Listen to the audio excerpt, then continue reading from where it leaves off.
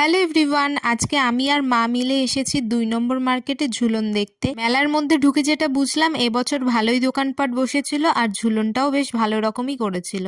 তাই অন্যদিকে না দাঁড়িয়ে সোজা চলে গেলাম লাইনে, যেখানে লাইন দিয়ে একদম ভেতরে গিয়ে ঝুলনটা দেখতে হবে। এইদিকে বেশ মাটির মূর্তি দিয়ে সাজানো ছিল, অন্যদিকে কিন্তু রাধাকৃষ্ণ দোলনায় বসে দোল খাচ্ছিল। সকলেই কম বেশি দড়িটা ধরে রাধাকৃষ্ণকে দোল দিচ্ছিল। আর এখানে আমরা ২ মিনিট হয়নি এসে দাঁড়িয়েছি, আর কি পরিমাণ ভিড় লেগে গেছে দেখো ঝুলন দেখবার জন্য। লাইনে দাঁড়িয়ে তো এটাই চিন্তা করছিলাম যে কি এমন থিম রেখেছে। ভেতরে এসে জানতে পারলাম যে রেমাল যেই ঝড় হয়েছিল সেই ঝড় নিয়েই থিম রেখেছে, যেটা আমার একদমই এবছর পছন্দ হয়নি। সুন্দর না হওয়ারই কারণ আগের বছরও এই আমফান ঝড় নিয়েই করেছিল।